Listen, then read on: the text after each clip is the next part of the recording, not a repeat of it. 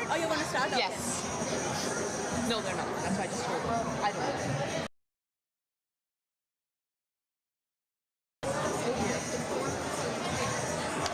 Okay. I do, but I need it.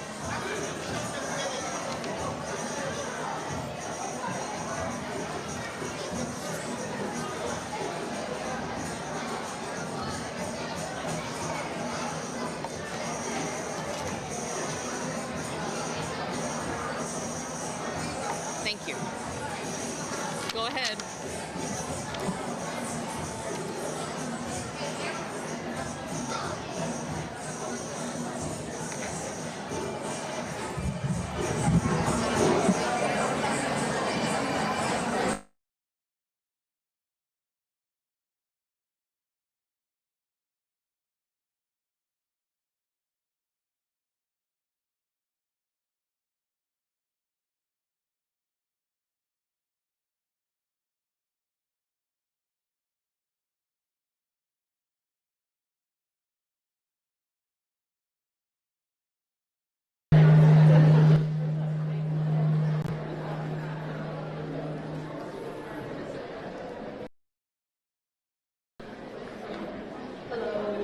Just take your seats, please.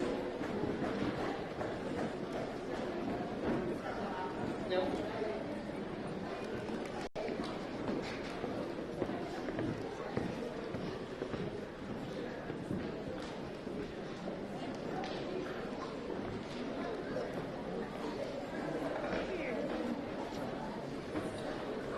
We're going to start in about 30 seconds, so everyone can have a seat. We have some people coming in, so I'm just going to wait for them to sit down. Don't mind. Thank everyone for your patience. Louder. Even louder.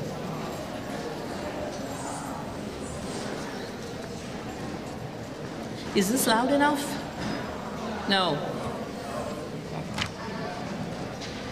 Is this loud enough? No. Oh no, I'm not screaming. Is this loud enough? Is this loud enough? Is this good? Yes? Okay, good. So like I said, I'm just waiting for some of the people in the back to come in and have a seat, and then we will begin. Okay, I'm going to start. Welcome and God bless you to our Christian friends. Assalamu alaikum to our Muslim friends. Namo Buddhaya to our Buddhist friends. Namaste to our Hindu friends. Shalom to our Jewish friends. Sat Sri Akal to our Sikh friends. Jai Jinendra to our friends of the Jain faith. And Allahu Abba to our friends of the Baha'i faith. And thank you very much for being co-sponsors of this event today. That was just a few greetings in some of the major world religions. If I missed anyone out, I apologize. My name is Tasneem Hussain, and I am a board member of the Connecticut Council for Interreligious Understanding, or CCIU. I was honored to be asked to MC this event by Karen Anderson, a member of the West Hartford Baha'i community and a fellow member of the CCIU. She has spent numerous hours organizing things, trying to get this thing on track for us today. So I just wanted to give her a shout out, and I'm just going to introduce Karen, who's going to say a few words. Karen Anderson.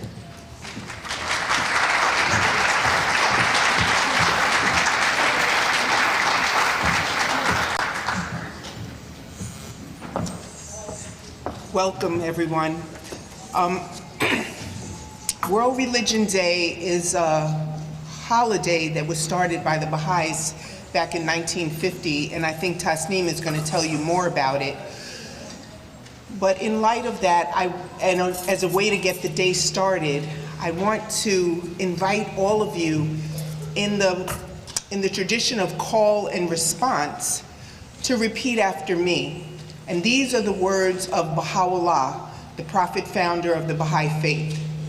So I'll say 2 words and then you repeat those words nice and loud, please. Well, actually, I'll say the quote first. It's very brief.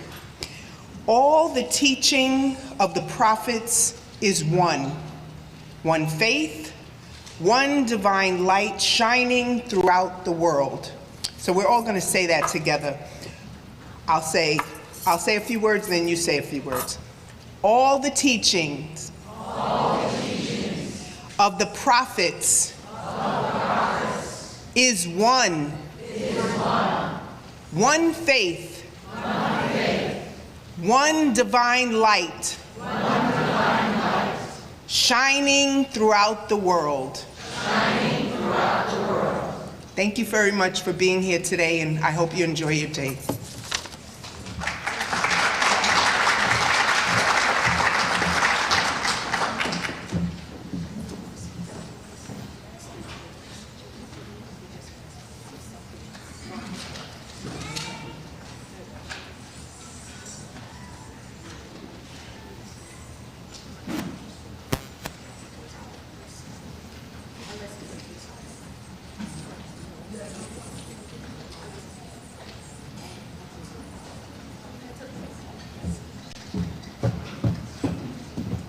Hello, sorry about that.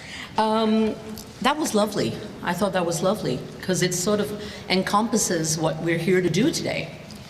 So again, welcome to this celebration co-sponsored by the West Hartford Spiritual Assembly of the Baha'is and by the Council of Interreligious Understanding. CCIU is dedicated to encouraging understanding and mutual respect between different cultures, communities, and religions through various programs and services. The motto of CCIU is very simple. Quote, "When we understand each other more, we hurt each other less." Unquote. I say it again. When we understand each other more, we hurt each other less. I think that's very powerful.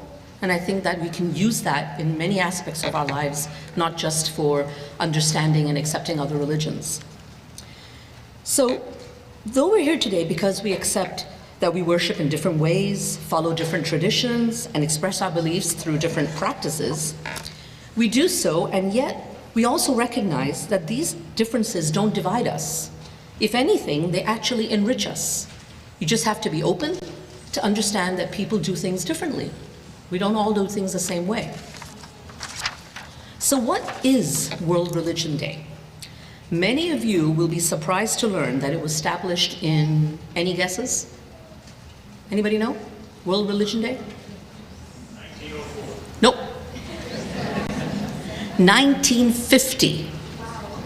Exactly, wow, that's my reaction too. 1950 by the Spiritual Assembly of the Baha'is of the United States as a way to encourage interfaith understanding. It's celebrated on the third Sunday in January worldwide, annually, by lectures, activities, and different events. This year, we're celebrating it, it actually falls on the 19th of January, but because of logistics, we're celebrating it today. And there is a QR code at the bottom of your program where you can access more information about World Religion Day. That way I don't bore you to death. So this afternoon, we are celebrating our commonality. One area of commonality across all religions is devotional expression. Now that can be through music, words, music and words, dance, oral recitation, any one of those things. But we all seem to want to express ourselves and our devotion in different ways. As you entered today, you were greeted by the beautiful African ceremonial drum. That's also an expression of devotion. And I wanted to just acknowledge our drummer, Leonard Epps. Leonard?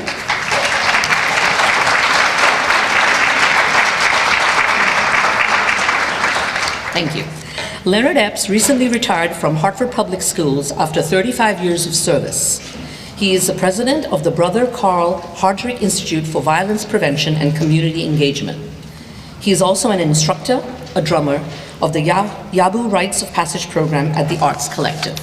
Thank you again for that beautiful welcome beat. Great way to start. So now to our program. The first item on our program is the Islamic call to prayer, or the adhan, as it is said in Arabic. Muhammad Pasha is an electrical engineer and graduate of musical vocal performance.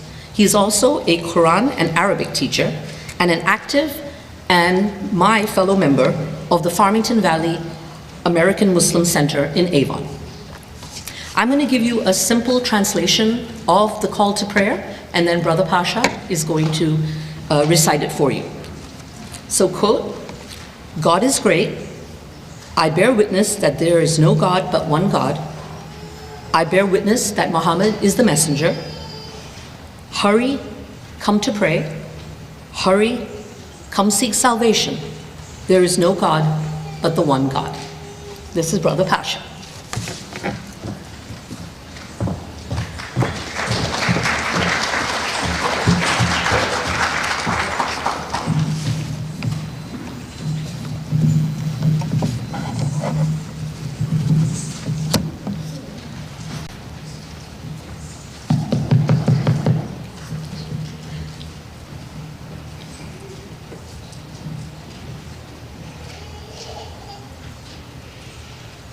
الله أكبر الله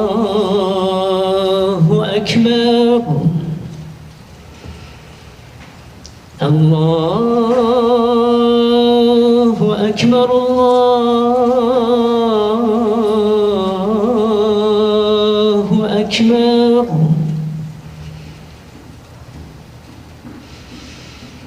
أشهد أن لا إله إلا الله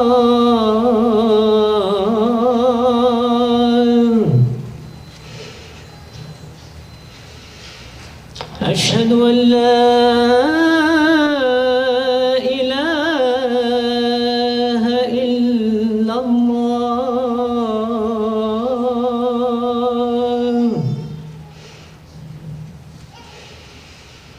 أشهد أن محمدًا رسول الله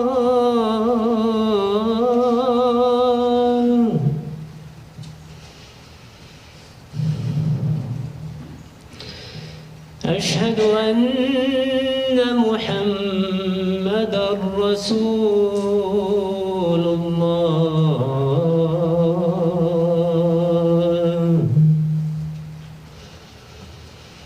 حي على الصلاة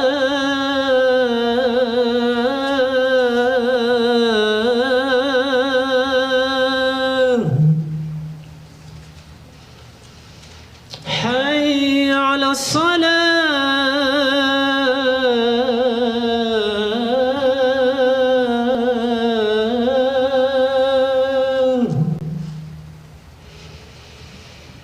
حي على الفلاح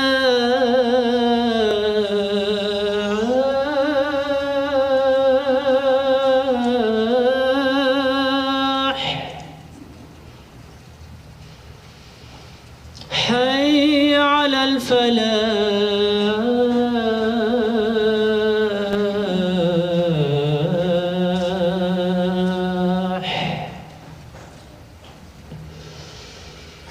الله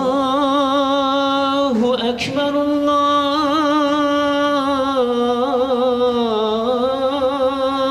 الله أكبر لا إله إلا الله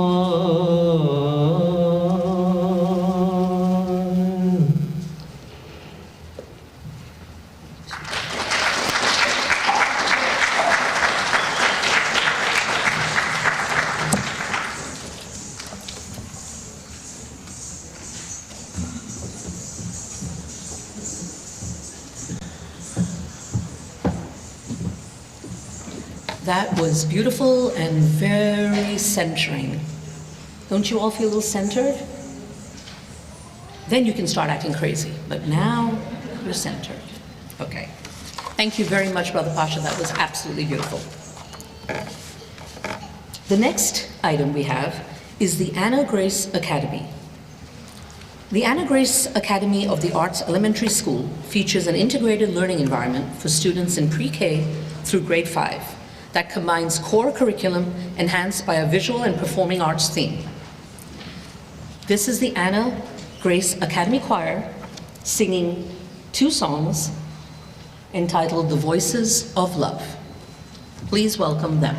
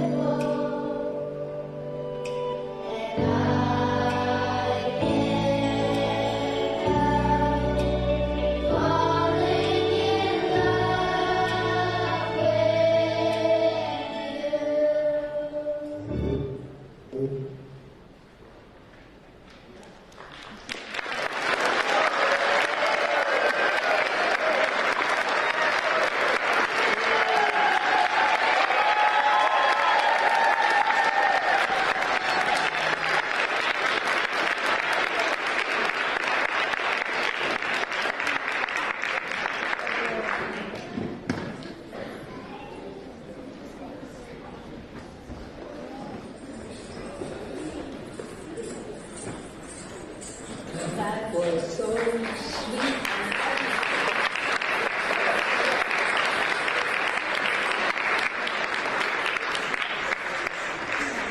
I always believe that with children, when children do things like this, we are honestly setting the stage for the future. Our next item on the program Is the Rasta Dance Project. it's a ceremonial dance showcasing Hindu traditions. Rachna Ramaya is a performer, choreographer, educator, and published author. She specializes in the Indian Kathak dance form. Ashwarya Chakravarti is a performer, choreographer, and instructor, and she specializes in Indian Bharatanatyam dance form. Both Ms. Ramaya and Ms. Chakravarti are artistic directors of the Rasta Dance Project. I present to you the Rasta Dance Project.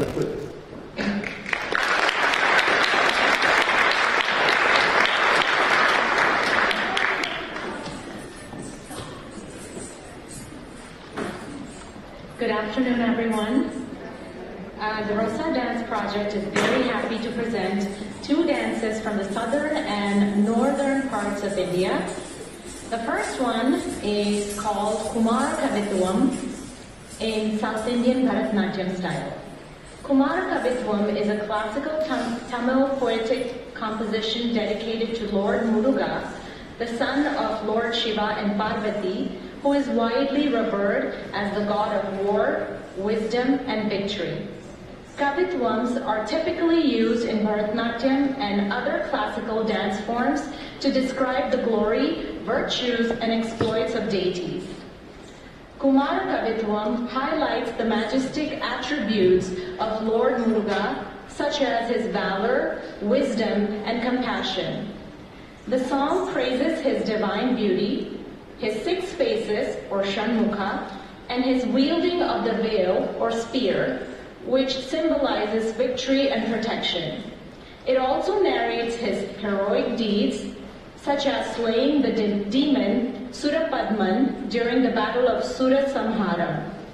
The dancers use intricate footwork, expressions or abhinaya, and powerful movements to capture Lord Muruga's energy and divine qualities. The choreography for this piece is by Aishwarya Chakravarti, and the dancers are Diya Anuraj, Varnika Inampudi, and Nishita Anuraj. Please enjoy.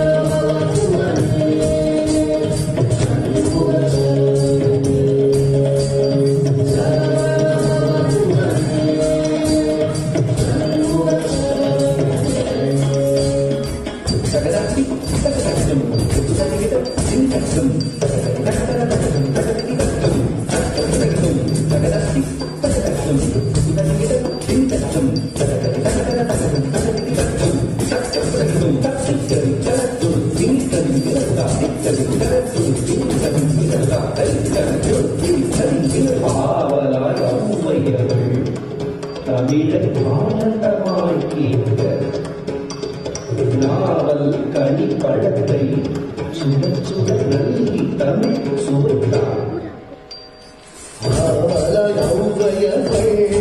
தமிழை ஆனந்தமாய் கேட்க நாவல் கனி பழத்தை சுட சுட நல்கி தமிழ் சுவைத்தார்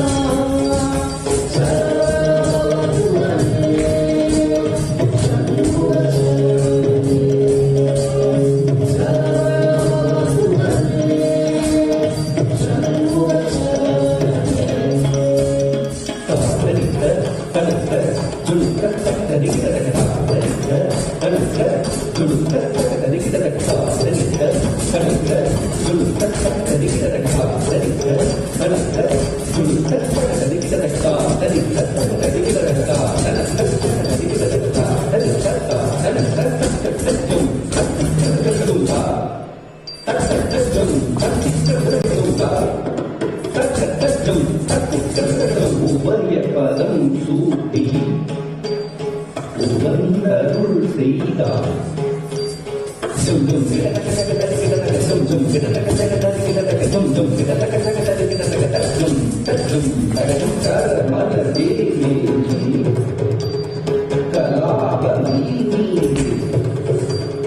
உறவர்கள் புந்தரிலே பரவனைத்தான் வேலன் அவையங்களும் தூக்கி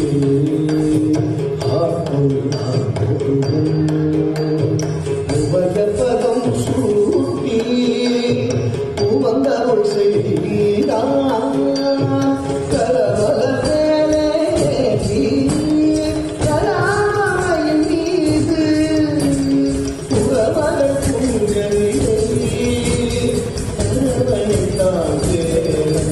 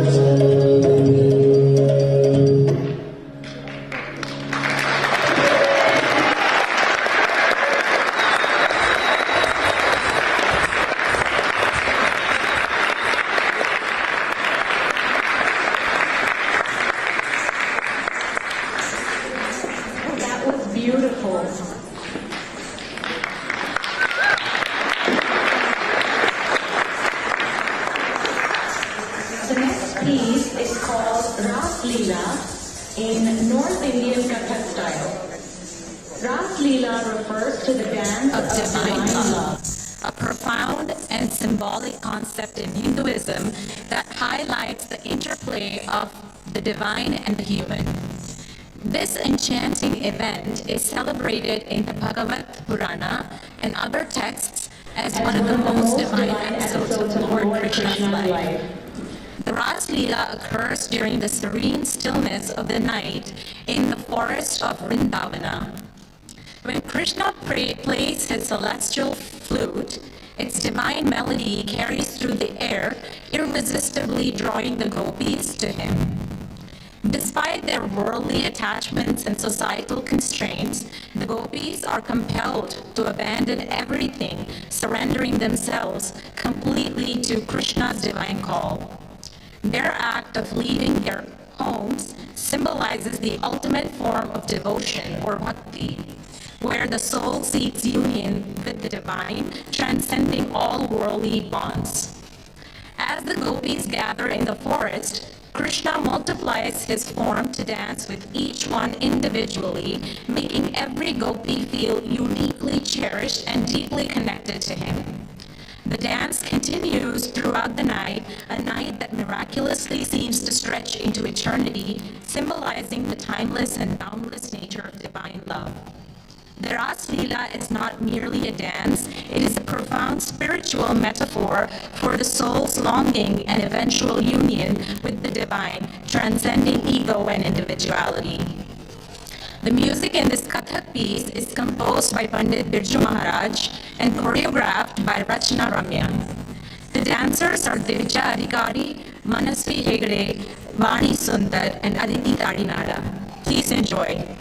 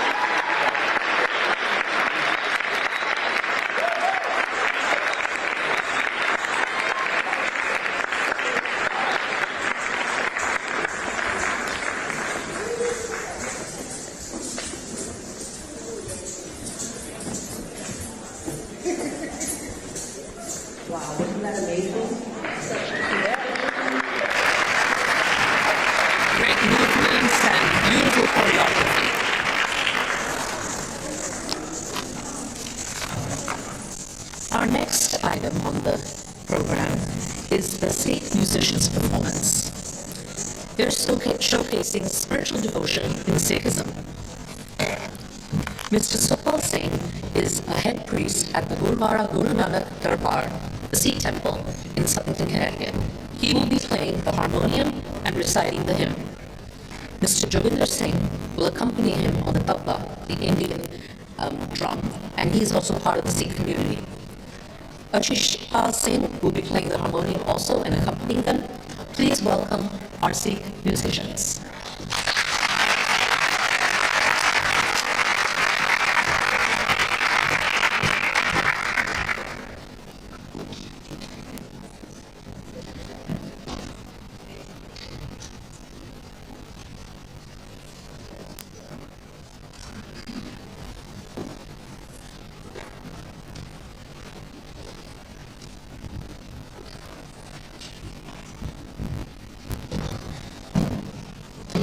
Hello, everybody. I'll start with our customary greeting that we do the Sikh faith. Vaheguru Ji Ka Khalsa, Vaheguru Ji Ki Fateh.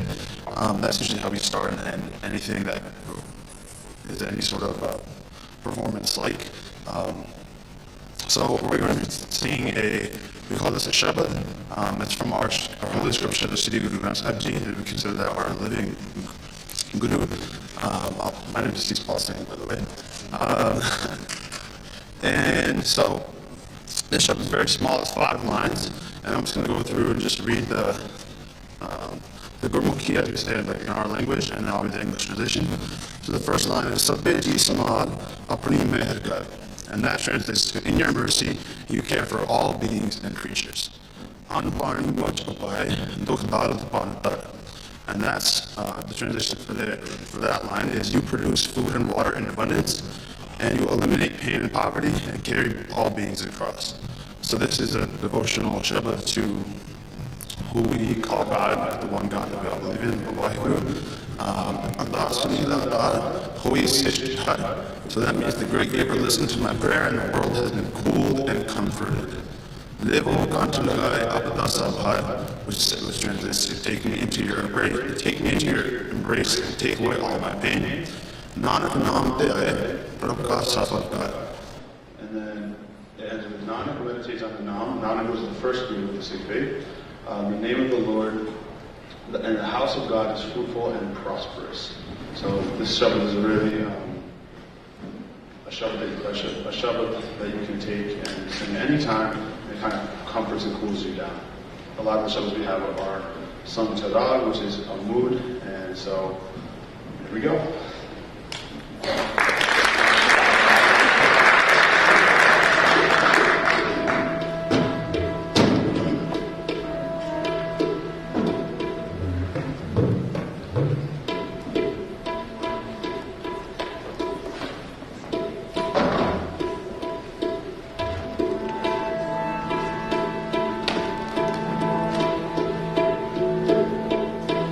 Vaheguru Ji Ka Khalsa, Vaheguru Ji Ki Fateh. Apni meher kar, apni meher kar, apni meher kar, apni meher kar. Sabbe ji samad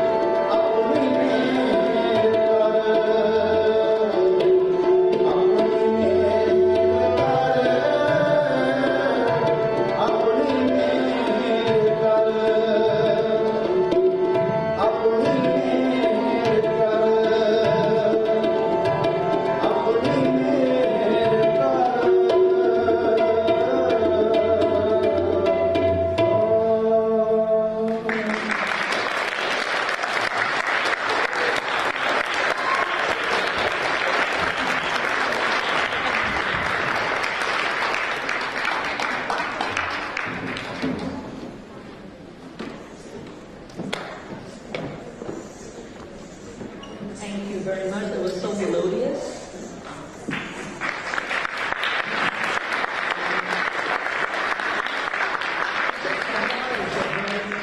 Indian drum beat, and it's just a beautiful rhythm. So before we proceed on to our next item, which is the meditative music, I just thought we'd do a little exercise. I don't know about you guys, but whenever I go to an event like this, I'm always sitting next to somebody I know. I'm trying to get them and say, here, let's sit together, let's sit together. Like, God forbid you meet somebody new, right? So what I want you to do is not the person next to you, because you already know them. And I can almost guarantee every single person knows the person next to them. So what I want you to do is turn around and just say hello and make friends with the person behind you.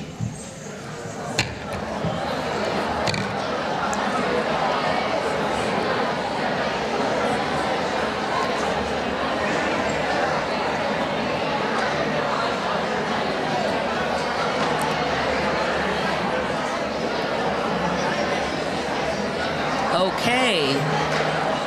All right.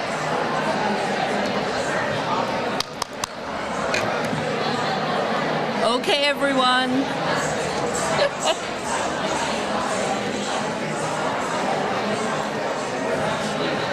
Okay, just hello. All right, everyone, listen to me. Oh, wow. I think I started something.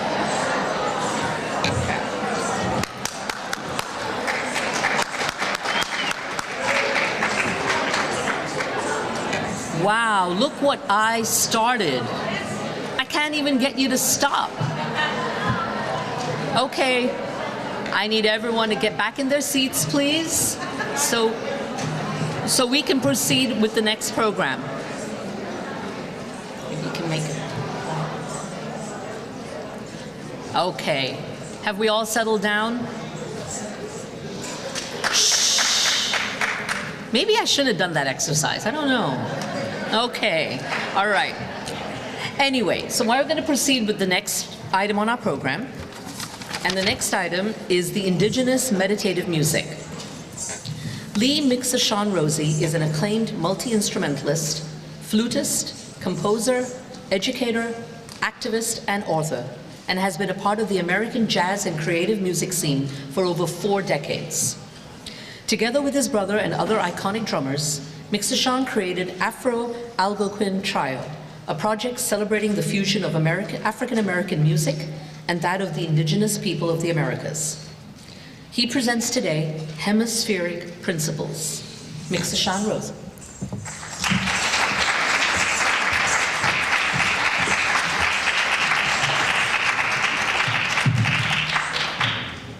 Greetings, everyone. I'm not going to talk too much, but just let you know that I'm going to do two things. One is going to be a song for the moon, and the other one's going to be something that I get involved. I'll explain. Well, first, this is what I'm going to be singing, some what we call vocables. Vocables are words that don't have a meaning, but we know what they mean. You know what I mean? So, and just to let you know, I come from the indigenous community that became known as the Windsor Indians, but I'm of Mohicano and Cherokee and Mohawk descent. And I'm not a religious person, but I think of myself as a spiritual person, because indigenous people, we didn't really have religion, we had spirituality. So this song is for the moon, and that's what time really is. And I just want to thank all the real Indians who preceded me.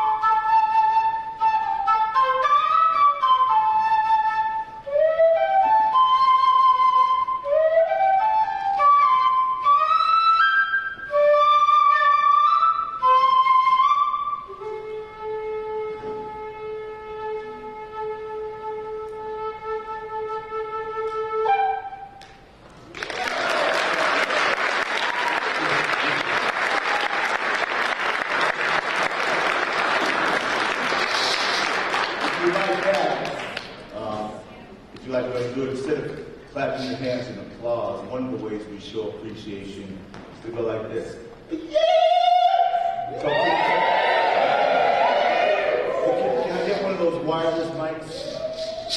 Wireless joint, that one.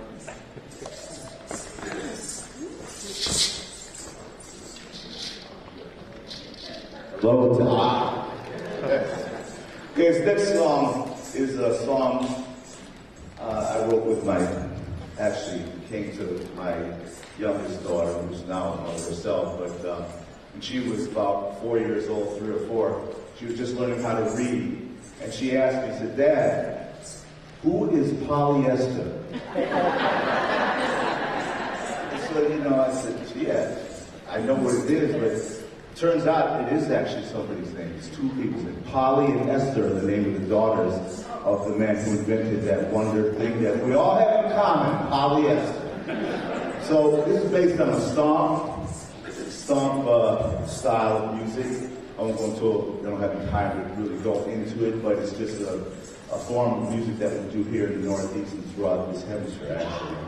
And it's very easy. Everyone say, hey, ya, hey, yo. Hey, ya, hey, yo. Hey, hey, hey. Hey, ya, hey, yo. Hey, ya, hey, yo. Polyester. Polyester. Or when you say polyester, you gotta go. Polyester. Polyester. Ooh, polyester.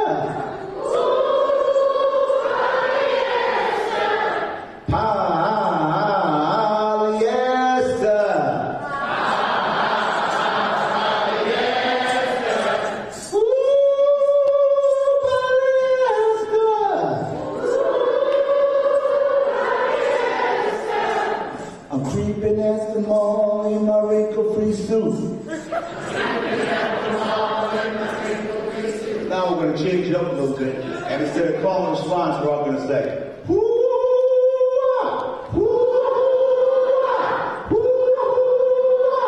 polyester. Let's try it again.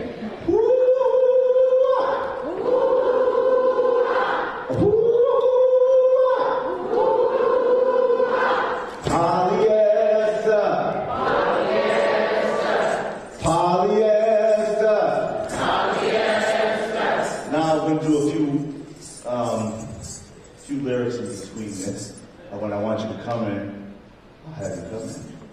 So check it out. It goes like this. Polyester, polyester. I'm eating jelly donuts in my red Cadillac. A polyester. I'm headed to the casino with a popular cast.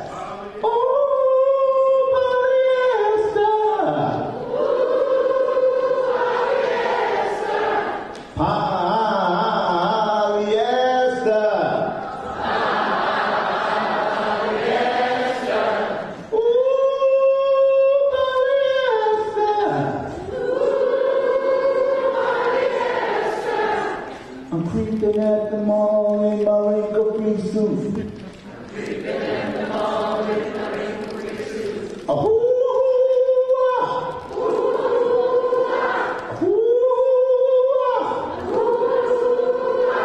Polyester.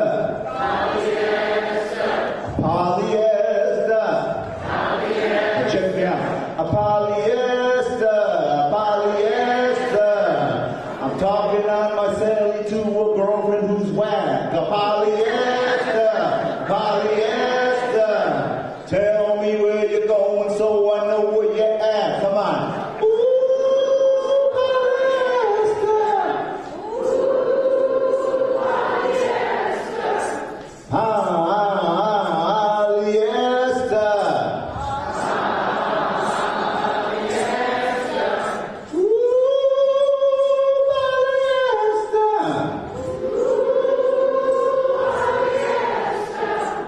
Why the friendly skies in my wrinkle-free suit?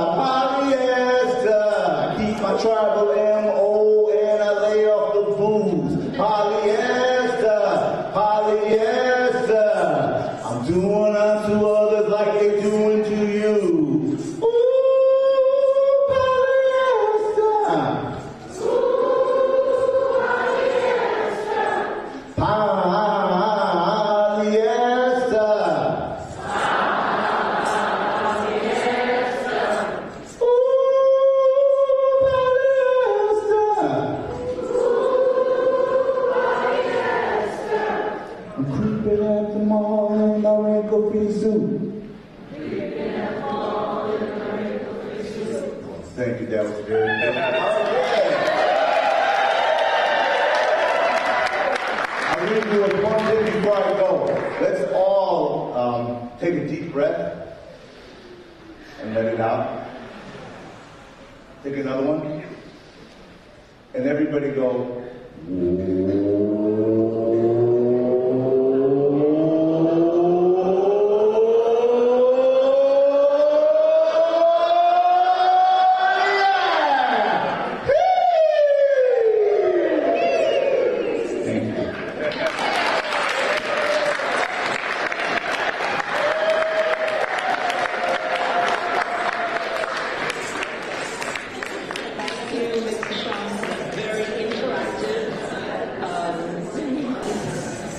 event, I would call it. I actually felt very much like I was in the outdoors with that flute. Feel very sort of like we're sitting outside. Thank you once again. So now we are ready for our keynote speaker. Our keynote today is Eric Dozier. Eric Dozier is a music educator, cultural activist, and recording artist who uses music to encourage communities in dialogue about racism and foster racial healing and reconciliation around the world. He has served as the musical director of the world-famous Harlem Gospel Choir and also developed curriculum for the National Museum of African American Music. He has also been a featured artist at the United Nations, sharing the stage with the likes of Harry Belafonte and Nelson Mandela. We are very privileged and honored to have him here today to share with us his knowledge, skills, and expertise. Please welcome Mr. Eric Dozier.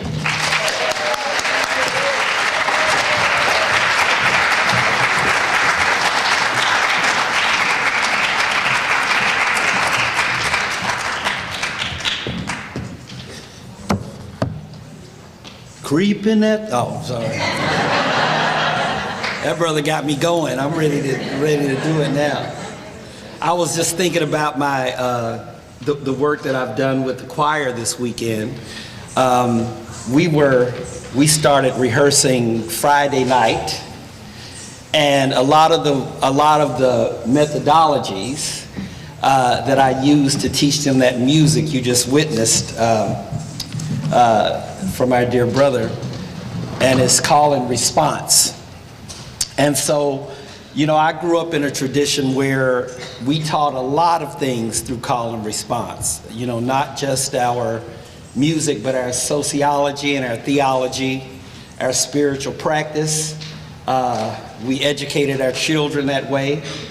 And as I began to study that practice over the years, I began to realize that it was much more than a performance practice, but that it was a theory of human development.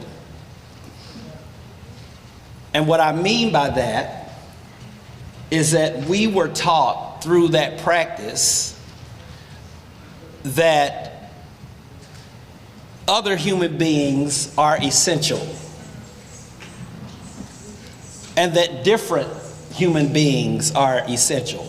People that don't think like us, people that don't look like us, people that don't worship like us. And I think that because I was brought into that, or was kind of educated with the practice of call and response, but not only the practice, but in an environment of call and response, it really taught me how to be with other people. It taught me how to call out. It taught me how to listen. It taught me how to then call out again and give a little bit of feedback. Now, you know, when I was, you know, coming through university and graduate school, there were no classes that I could take that actually validated that methodology of teaching music. You know, if it wasn't notes on a page, then it wasn't really music. Y'all know what I'm talking about? If it wasn't notes on the page, that's not really music. You know, that's folk culture, and we don't do that in the academy, right? And so it made me feel a particular way about my own spiritual and religious traditions,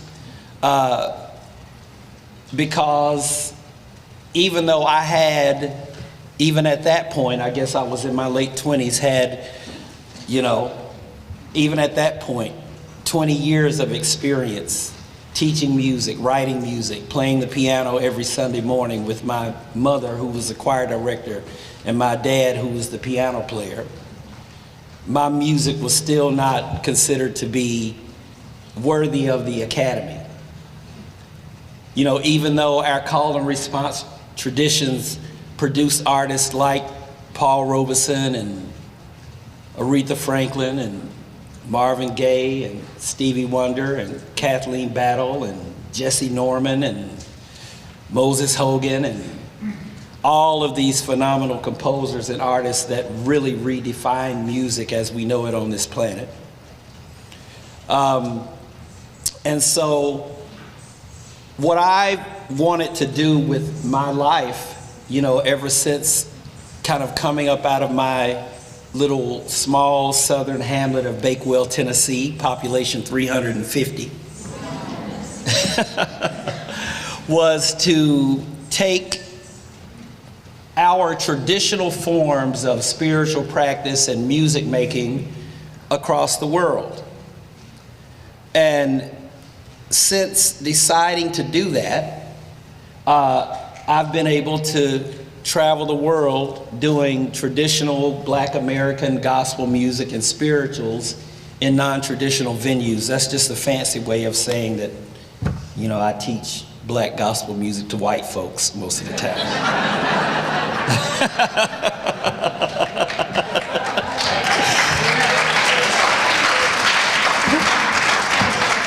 But what I did learn from doing that, because that really drove my research, when I was studying those traditions. And what I realized was that that wasn't necessarily a unique practice, but that actually, when African American sacred music was first being introduced, it was introduced in the context of the Great Awakening in the United States. And it was primarily through the Methodist Church and the Baptist churches who were mounting a revival throughout the South. And so they came through the South, and all these Black folks showed up. And they started singing this music, these Wesleyan hymns. But they didn't sing them like Dr. Wesley wrote them. According to one of the ministers, they would take little snippets here and there, and they would start to sing the hymns or sing the refrain over and over and over again. They were singing outside of the time signatures. They were singing them too long. They were stomping their feet when they shouldn't have been stomping their feet, and slapping their leg when they should have been slapping their legs. But you know what the biggest complaint was? The biggest complaint was that they saw the white congregations being drawn to that style of music, and they started worshiping in the same tent. And that was problematic for the ministers, because it began to undo the social convention. Because they wanted to teach them Christianity, but they didn't necessarily want them, to get too cozy with one another. They were interested in a particular type of Christianity, one that just kind of kept the social conventions in the same space. And this music was disrupting that. Now I want to read you something. I'm going to share something with you, because I thought it was, it was something about what one of the ministers said about this music. Because there was something that Frederick Douglass said about this music. He said, he said that in this music, he found the first glimmerings of his hatred against the chattel slavery system. He said it was so well articulated in the moans and the rhythm of the people that you would learn more about the impact of that system on humanity in those tones than you would in 1,000 volumes of philosophy books on the subject. So he said, if you really want to learn the true nature of the system, go down to Colonel Lloyd's farm on a Saturday evening and listen to the tones that are coming out of the slave quarters. He said, let them pass through the chambers of your heart. And if you are not powerfully moved by those tones, he said there was data in the music. He said, if you're not moved by those tones, there is no flesh in your obdurate heart. Now, my grandfather always told me about this music. He said, son, he said, whenever you stand up to sing this music will go out and do work for you. Right?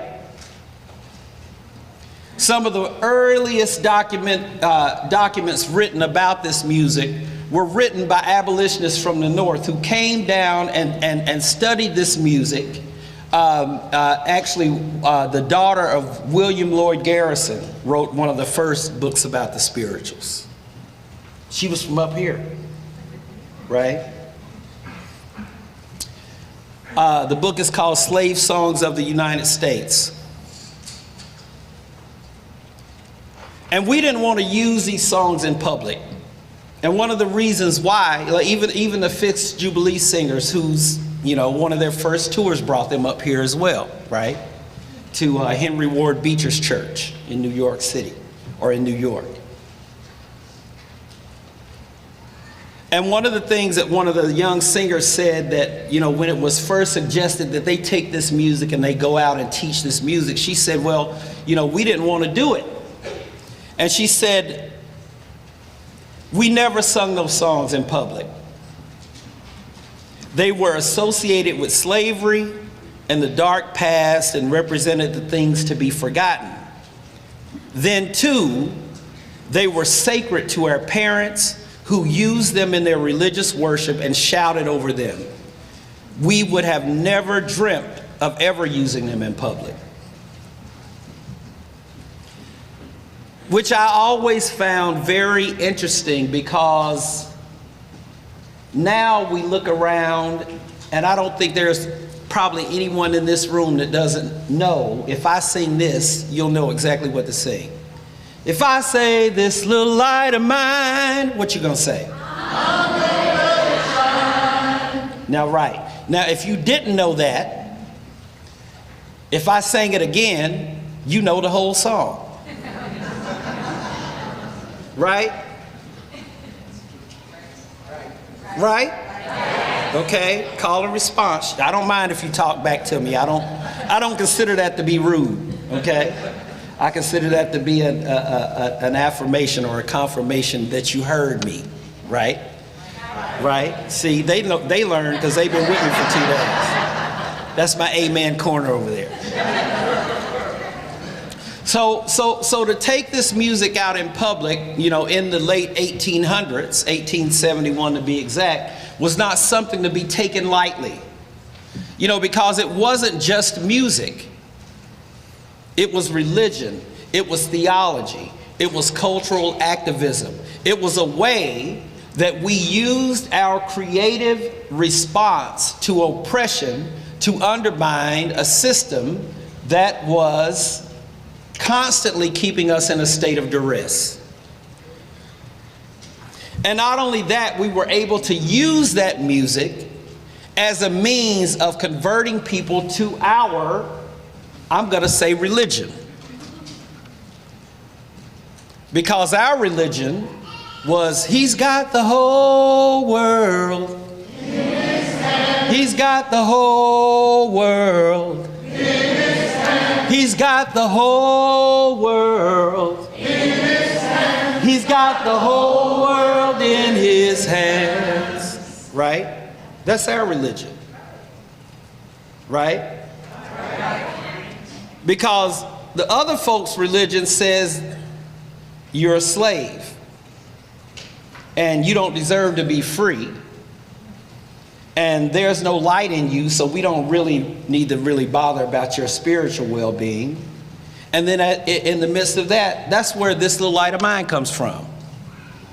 Because we engaged in the exercise of reasserting our personhood. Oh, you say I'm dark and I don't have a light in me? I've got a light inside of me. I'm gonna let it shine. Oh, I've got a light inside of me. I'm gonna let it shine. Whoa, I've got a light inside of me. I'm gonna let it shine, let it shine, let it shine, let it shine. Where were y'all Friday night when we had choir rehearsal? Y'all should have been over here with us. So, you know, as I was growing up, this is what I heard. And so, you know, there's something that Professor Portia Malsby says about the spiritual. She says that to perform the spiritual was to perform one's individual and collective identity as a person of African descent in the New World. To perform the spiritual, whether they exhibited double entendre or not, that is, whether they convey subliminal messages understood only by the initiated or members of the group, was to wage systematic warfare on the institutions that impose the chains of bondage. To sing the spiritual was to be free. Now, we all know all of the things that people always say that religion is responsible for messing up. Because we're all people of faith in here. We've heard all of that. You know, some of the things that they never say about science or sociology or psychology or anything else. It's always us. Right? It's always us. You know, we're the ones messing everything up. The religious folk, right? But when I think about one of the things that one of my professors said to me about this particular music, and I'm going to bring the choir up in a minute. You know, he said that black folk sing their theology. And as I was watching all of the folks that took this,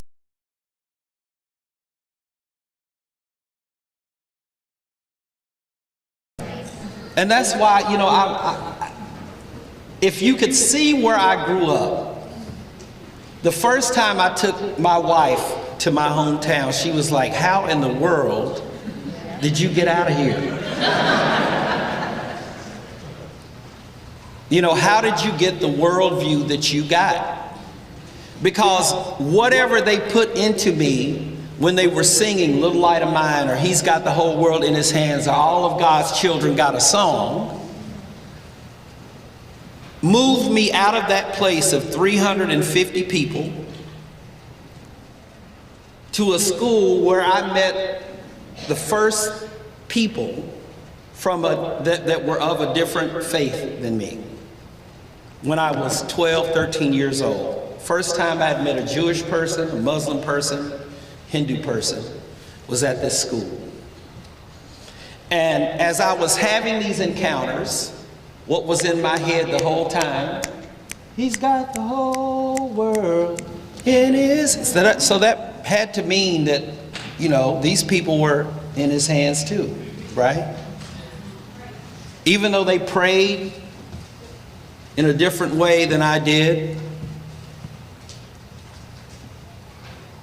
you know, even though they worshiped in different ways, ate different food, all of these different things.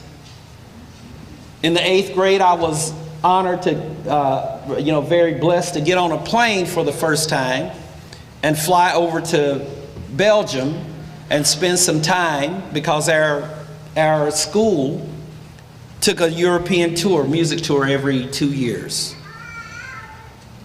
Now, just to kind of put that in perspective, my mother has yet to get on an airplane. She already told me, if your grandbabies live too far away and I got to get on a plane to come to see them, I ain't coming to see them. Now, but I get on a plane and I go overseas and I spend some time with families over there as we're touring around and we're going through all of these phenomenal places of worship all over Europe.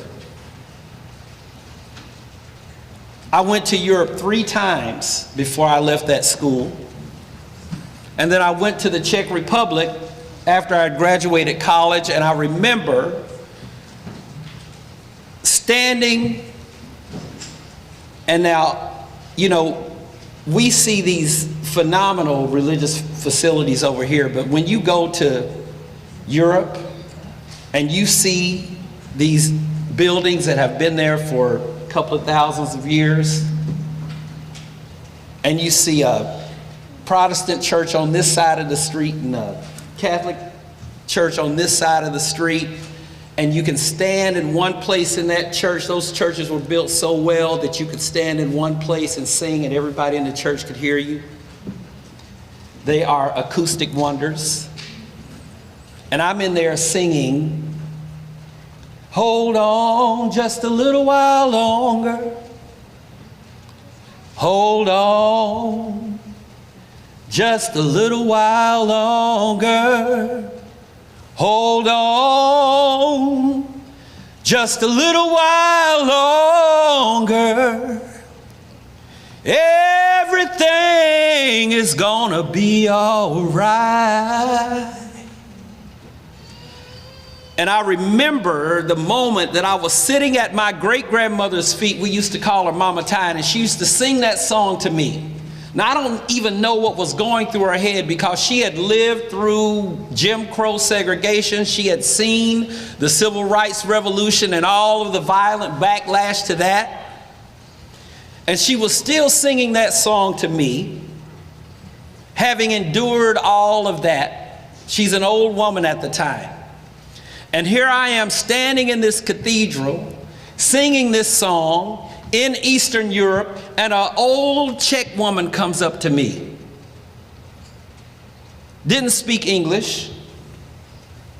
She takes off a rosary and she hands it to me and starts talking.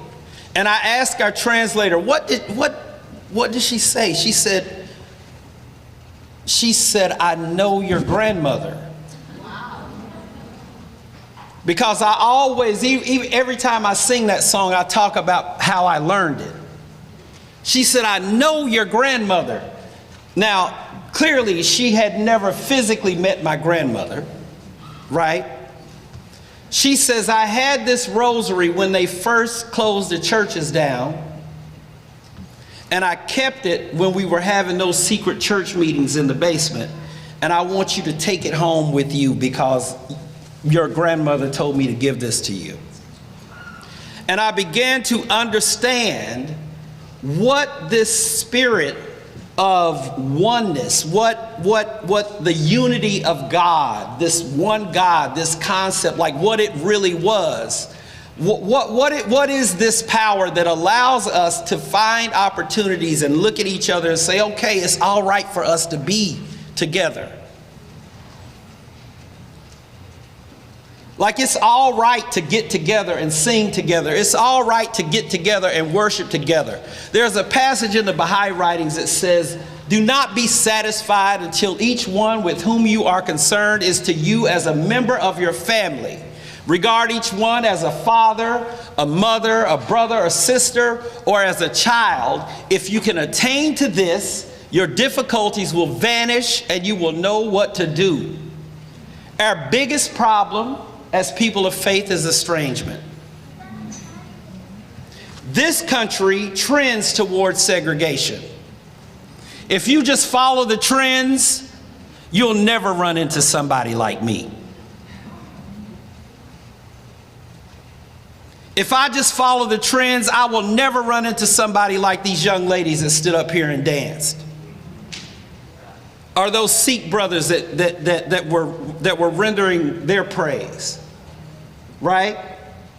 If I just follow where this country is telling me to go, I would not even be in this room with you today.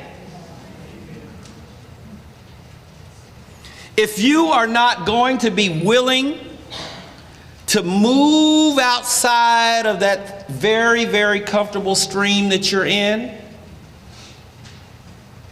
nothing will ever change. I am always reminded, every time I do something like this, I'm always reminded of the miracle of what we are as human beings.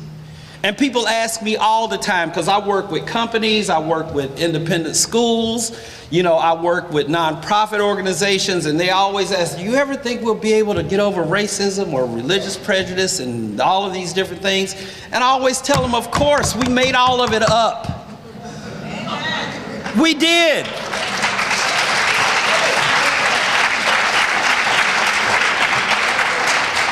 We made it all up.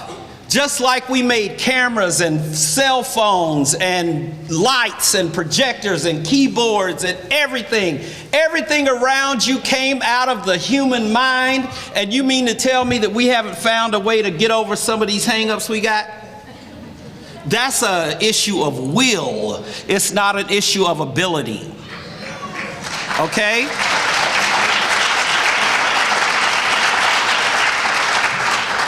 And so when I take this music, and I'm going to have the choir start to come on up.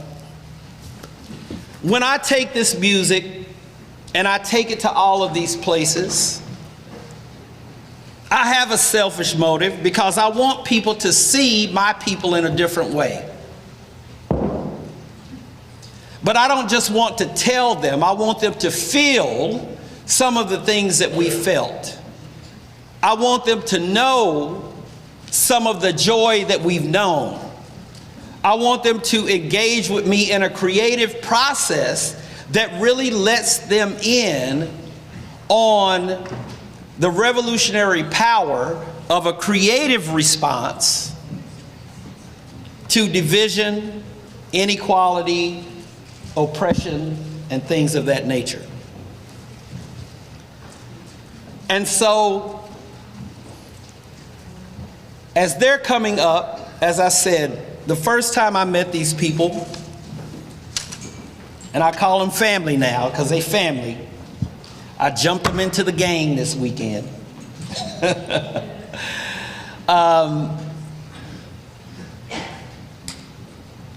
We first met 6:30 p.m., rehearsed for a couple of hours. I think I may have scared them a little bit. But you know, that's okay. But one of the things that I told them, I said, number one, there is no fear in this music. It's all joy. It's all revolution. But I also told them, you know, and this is what we believe, is when we stand up and offer who we are creatively, you know, what we saw this evening, the retelling of stories, the offering of prayers,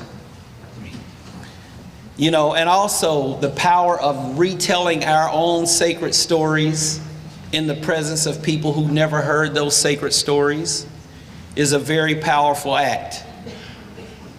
There was a theologian by the name of Thomas Hoyt, and he said this. He said that we should never underestimate the power of a story to create or destroy a worldview.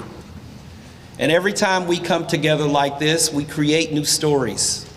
And we show the world what it could be with just a tweaking around a couple of decisions.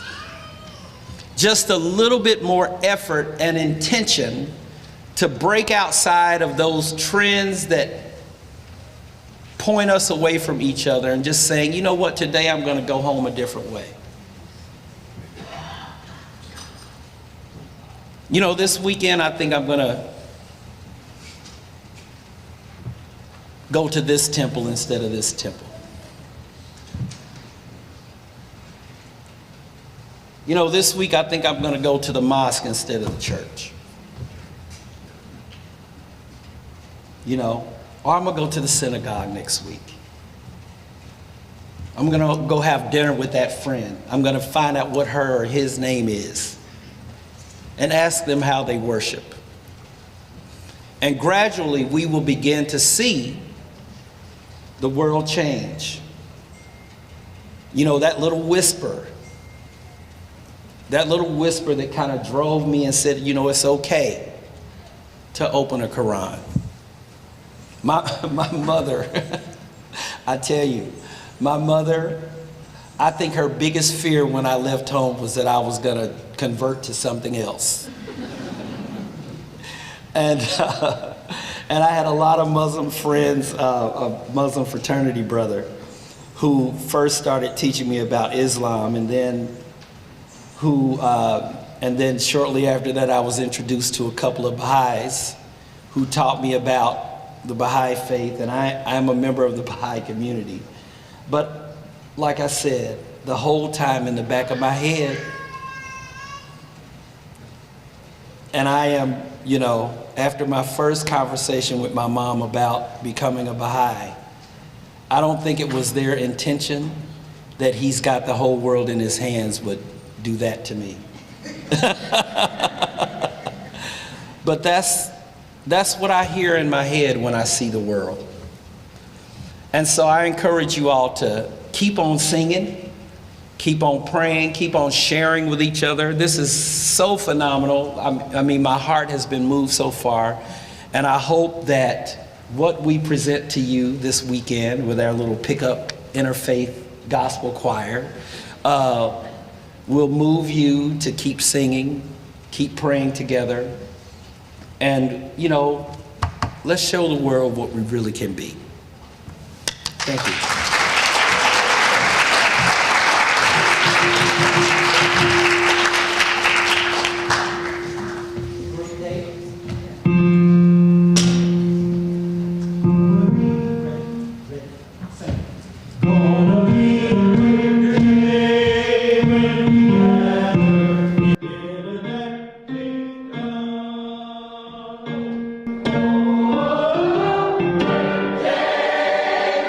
Yeah.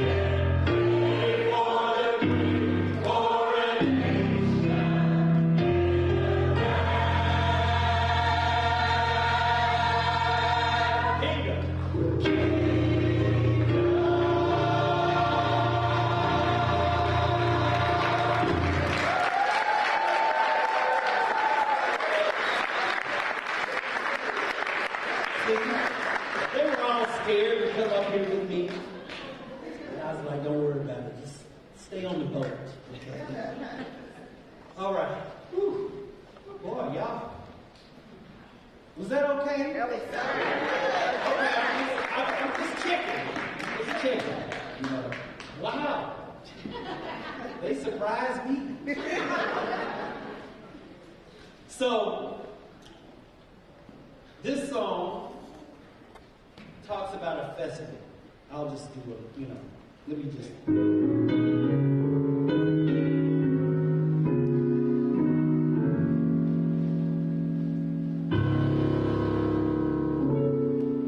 In this day,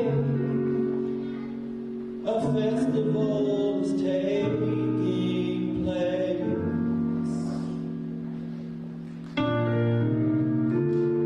Taking place in the realm above, as it was promised to us in the scriptures of the past. This is the day.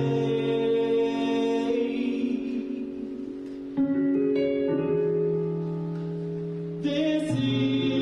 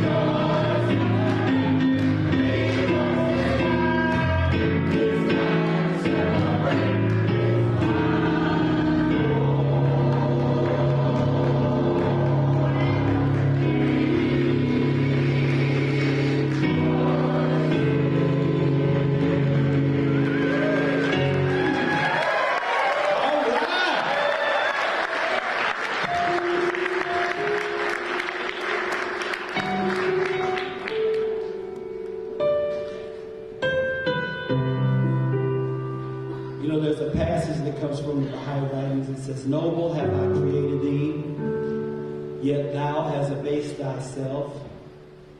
Rise then unto that for which thou wast created." You know, it reminds me of that song, "This Look Like a Mountain." But sometimes people tell you you're not worthy. There's no humanity in you, so they'll treat you any kind of way. But I'm so glad that our Creator always tells us that we're noble.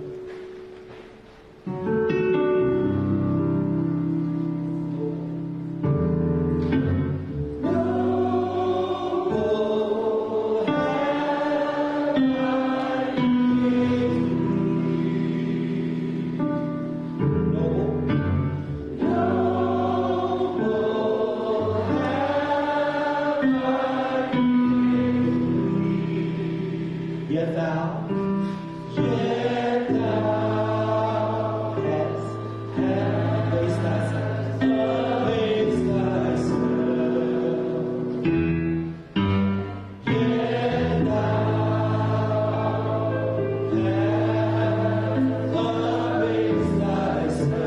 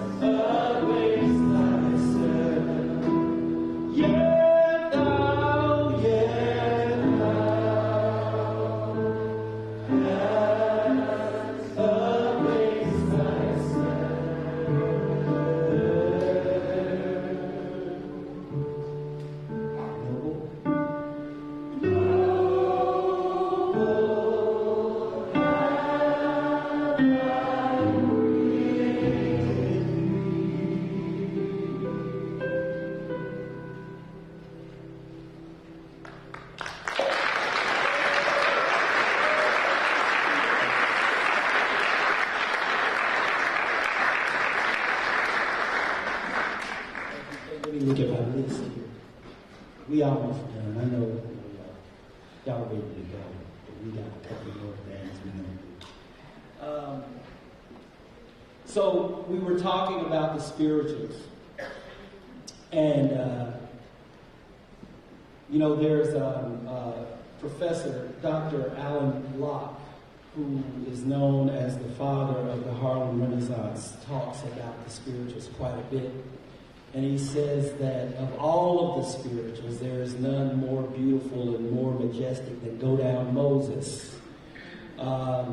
He says that the imagination of the Black Americans did not seize upon the Declaration of Independence or the Bill of Rights, but they seized on the story of those, of those that were held captive in Egypt. And they latched onto these stories and they began to merge their experience and their narrative with the narrative of those people that walked up out of Egypt and claimed their own freedom. So in honor of that song that has served as kind of the overarching meta-narrative for the Black experience that we drew from the sacred Hebrew scriptures, we're going to share with you just a little bit of Go Down Moses.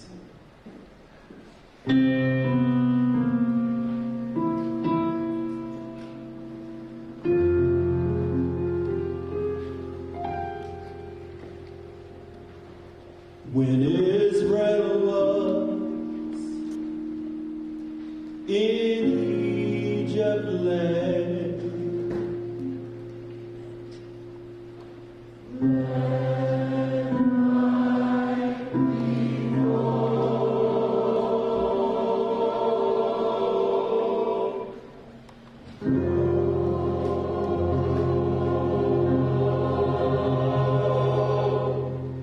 oppressed so hard they could not stand. Let my people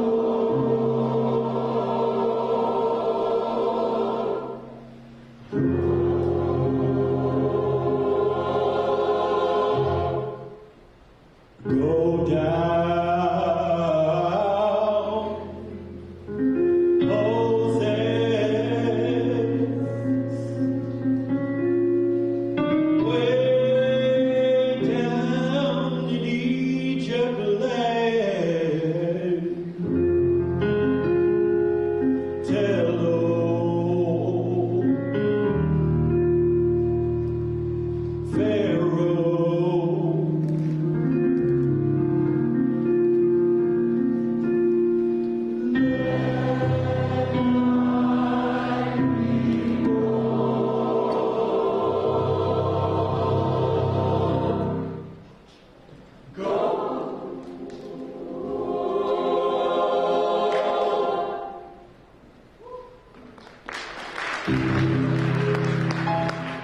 Thus said the Lord, bold Moses said,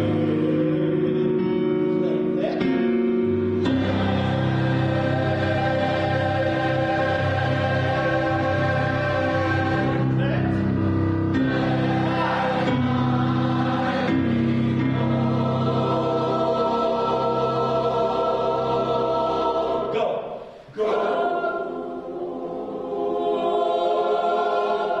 If not, I'll smite your firstborn. Let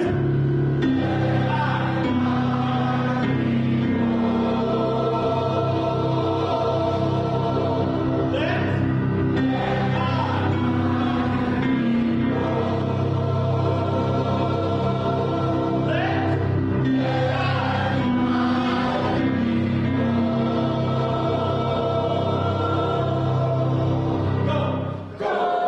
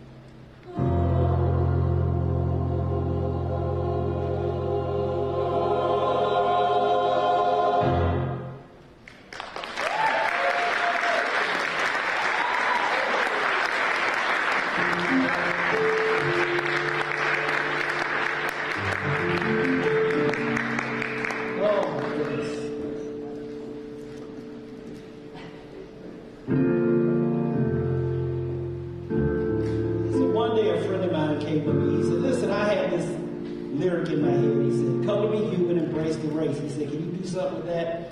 I said, "That's, maybe." This is what I did.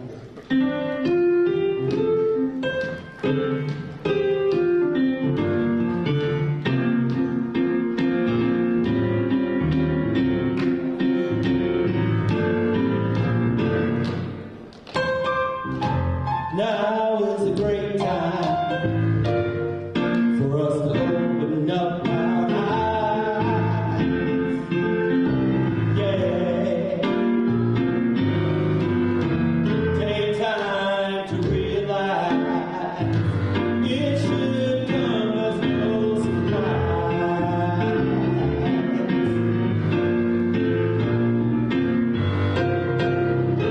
God has created us to love one another, to love one another. We are one family, we're like sisters and brothers. Come on, Marcy. Come to be human. Embrace the race, embrace the race. See the beauty of humanity, see the beauty of humanity in every place.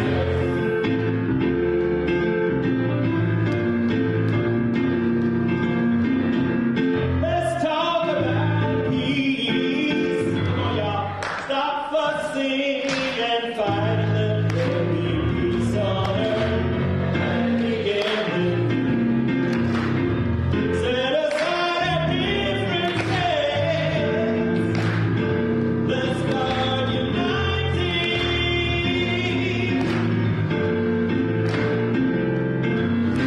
We all know that this world is one. This world is one. Come on and let's shine bright as rays shining from the sun.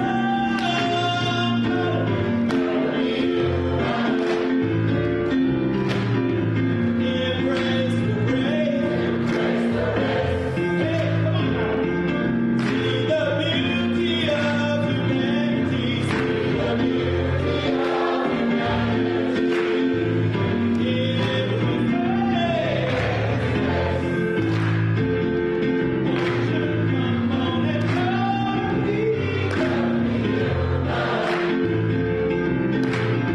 Embrace the race, see the beauty of humanity, see the beauty of humanity in every face. Let's rouse, here we go. 1, 2, sing.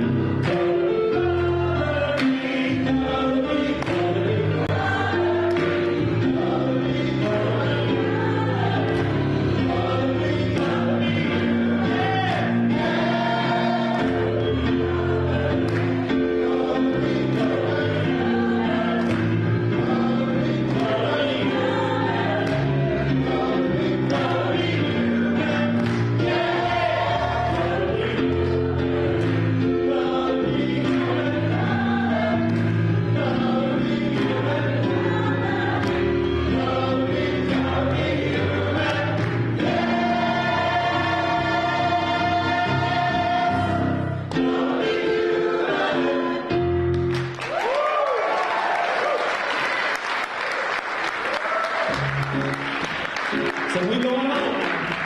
How many of y'all know Bob Marley? Raise your hand if y'all know Brother Bob Marley. How many of y'all heard of Curtis Mayfield?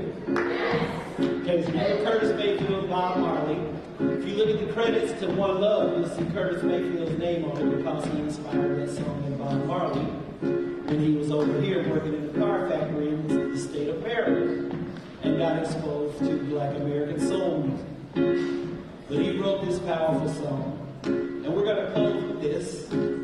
Repeat after me. Okay? Say this. One love. Say that. One love. One heart. One heart. Let's get together and feel alright. Say that. Let's get together and feel alright. Okay, that's all you gotta know. Everybody on your feet. We going home now. We are the children of light. One love, singing alive. I like to the world. One heart, so powerful is the light of unity. It can illuminate the whole. Everybody sing one love, one love, one heart, one love. Let's get together and feel it. Sing it again, one love, one love. Oh, one heart. Give thanks and praise. Give thanks and praise to the Lord, and I will feel alright. Let's get together. Let's get together and feel alright. Oh, we are the children of light. One love, singing alive. I like to the world. One heart, so powerful is the light of unity. It can illuminate the whole. Everybody sing one love, one love. Oh, one heart, let's get together and feel. Sing it again, one love. Oh, one heart, give thanks and praise to the Lord, and I will feel alright. Let's get together and feel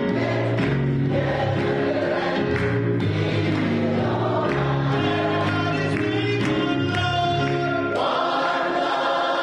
Oh, one heart, one heart. Let's get together and feel alright. Sing it again, one love, one love. Oh, one heart, one heart. Give thanks and praise to the Lord, and I will feel alright. Let's get together and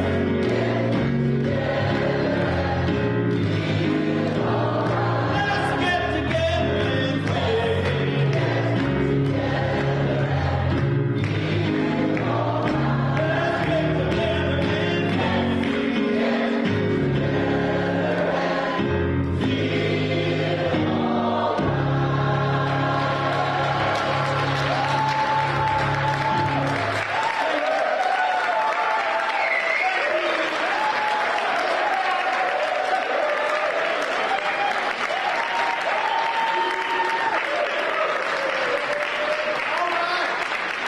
thank you all so much for having me. If you guys have something to say at the end, are we done? Come on, man. Don't freeze. Was that okay?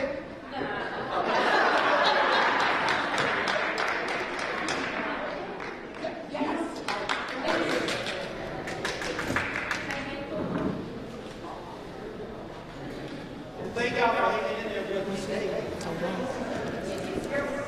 Okay. I think it's on again, is it? Oh, it's on now. I think, no? Thank you so much. Okay. Well, what can I say? Isn't that amazing? I don't know if I wanted to make something clear because I don't think that Eric told you guys this. This choir is not like a real choir. These are friends of ours and you and me that came together on Friday night, rehearsed Friday night, Saturday, and are performing for you today. And that just shows you the talent of Eric. Isn't that incredible? It's really amazing to have ordinary people just come together and have someone have faith that they can make you sing. None of these people even knew each other as a group before this. And, oh yes, the other thing is the whole point of today was the commonality of faiths. So we wanted to end with an interfaith choir. So there are people represented from all the different faiths that we have, and they came together to sing for you guys today. And again, so wonderful for the choir, but Eric, thank you very much for being with us. So as we conclude this year's World Celebrate Religion Day, we reflect on the rich tapestry of experiences that we've just experienced together and shared. From the inspiring keynote address, to the harmonious melodies of the choirs, the beautiful recitation, the incredible music of our musicians, and the vibrant dance expressions. Each one has illuminated the beauty inherent in our diverse faith traditions. Please carry forward today's spirit of unity and mutual respect. Don't forget to check the QR code for more things about the World Religion Day. And also we've got some tables outside for the CCIU and some other tables with information. Thank you all for coming. And while you enjoy the refreshments and get to know each other a little bit better and keep the conversation going, I hope you enjoyed yourselves. We're very grateful for you to take the time out on a Sunday afternoon to come and join us. And with last words, like I began with welcome greetings, I'm going to close with goodbye greetings, which are actually very similar in many of the religions. So with Christianity, thank you for coming, God bless. With Islam, Khud Hafiz, Allah Hafiz. With Buddhism, Namo Buddhaya. With Hinduism, Namaste. Judaism, Shalom. Sikhism, Sat Sri Akal. Jainism, Jai Jinendra. And with the Baha'i faith, Allahu Abha. Once again, thank you very much for coming, and may peace be with you all.